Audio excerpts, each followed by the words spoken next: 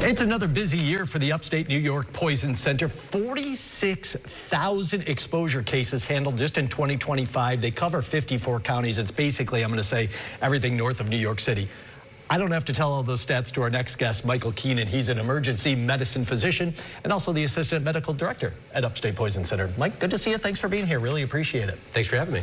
Impressive numbers. So let's start right at the top. What are some of the substances, and maybe they're the ones we hear of year after year, but what are still some of the substances that you get most called about? Well, the most common things we get called about are the things that are most commonly found in the house. So out of the pharmaceuticals, the most common thing that we get called about are things like analgesics, like acetaminophen, ibuprofen, aspirin, things like that.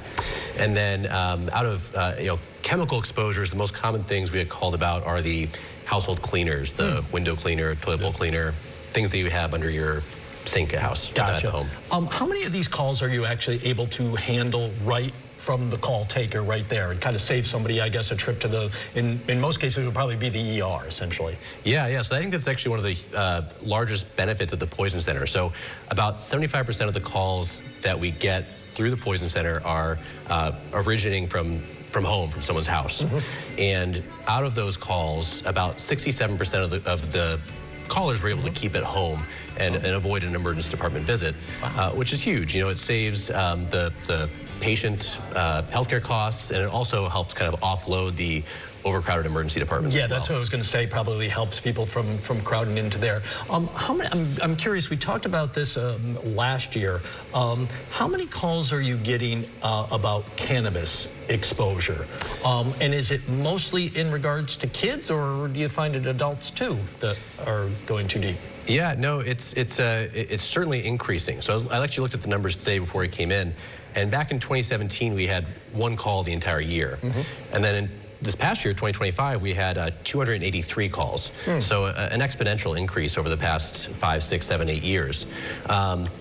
We do get calls about adults, although the vast majority are kids, and the vast majority are kids under 5. And the problem really is the edibles. They look like candy to them. I mean, they're just young kids. Exactly, and the problem is kind of twofold.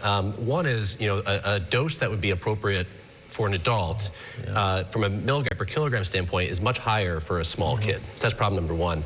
Problem number two, like you said, they look like candy, and I'm not sure if I've ever seen a kid eat just one piece of candy, right? So they open up the bag or the container and they take a bunch at once, and they can get pretty sick. Yeah, I'm guessing that you guys start with them, and I would imagine in a lot of those cases you got to go right to the ER. I mean, that sounds really dangerous. Yeah, we send most of those patients into the ER, yes.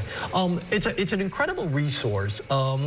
When should people, and this might be a little bit of a loaded question, but when should people call this free hotline that is available 24/7, 365? Yeah, anytime. We love getting these calls. It's our passion is to talk about this stuff, and we're available all the time. We're free, we're confidential, and if you ever have a case where you are exposed to something, either a chemical, or maybe you took the wrong medication, or you took a medication twice, or your child got into something, we'll take the call and we'll help you, decide if you have to go into the hospital, or give you peace of mind that you're going to be okay. Yeah, I was going to say, whether you think it's kind of like emergency room level visit or not, I mean, give you guys a call. You are the experts. That's what the resource is there for, I guess, to kind of triage the calls out. Exactly.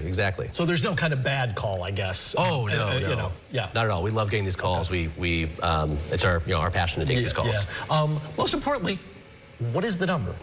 So the number is, it's a great question. It's 1-800-222-1222. Gotcha.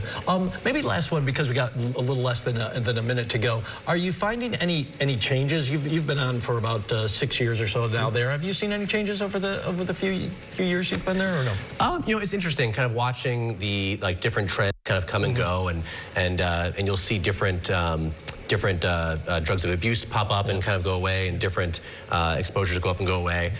So things do come and go, although the biggest thing I think is consistent messaging to just be cautious with your storage and your keeping medications up and away, keeping chemicals locked away. That keeps everyone safe and happy. I guess exposure is exposure, no matter what it ends up being in the long run. Mike, this is a great conversation, and again, I love doing this so people know this resource is out there for you, so go ahead and use it. That's why you staff it the way you do. Thanks so much for being here. Really appreciate it. Thanks for having me.